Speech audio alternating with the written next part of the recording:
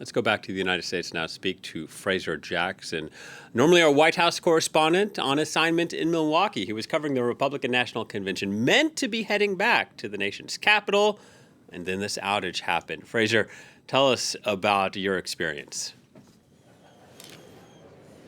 I'll tell you one thing, William. This was not what anybody had foreseen for the end of the Republican National Convention. Me and my colleagues have been covering the RNC for the last 5 days. It's been a lot of late nights and early mornings and a lot of working, and we were all excited to head back to Washington to get back to our day jobs and, of various political stories that we believe will be developing over the course of the weekend. It was already looking like it was going to be busy, and then this bug happened, and we found out that the major American Airlines have all been grounded.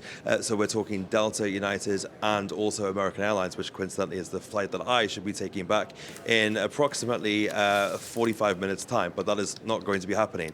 Instead, we are, as you can see, have big queues of people at the airport trying to get onto their flights. It is a very early morning already, and there is hundreds and hundreds of people here. The line actually stretches all the way out of the screen on your left-hand side, all the way through the doors and back down the concourse outside as well. So it really is quite a long line. There was some good news, however. About 5 a.m. local time, there was an update from American Airlines, at least, who said that earlier this morning, a technical issue with a vendor impacted multiple carriers, including American. As of 5 a.m. Eastern, we have been able to safely re-establish our operation.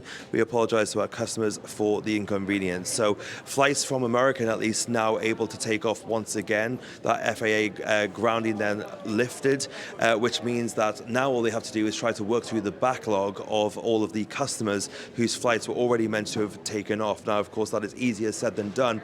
And here in Milwaukee, not a massive city when you compare it to places like Washington or New York or Chicago or Atlanta, but there have been over 55,000 extra people in this town here for the RNC, including a lot of security personnel, who I'm sure you can see behind me as well. Those police officers heading back to their home states, having been here for a couple of weeks to help secure the perimeter of the RNC, especially in the wake of that assassination attempt on Donald Trump. So a very busy morning ahead for the staff here at Milwaukee International Airport, and probably quite a long day ahead for me as well as I try to get back home. Indeed, Fraser, real quickly, before we let you go, how long of a delay are you looking at then?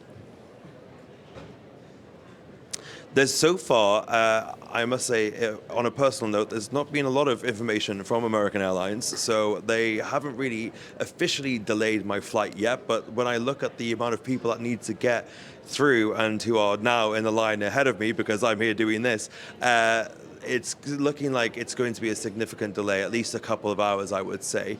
But, considering that when this first hit, we didn't know how long this would take. I think a couple of hours delay is not actually that bad, considering that, we didn't know the scope and the scale of this software malfunction. So it seems to not have been as bad as it could have been, but it has been at least 4 or 5 hours worth of operations that were impacted here in the United States, at least.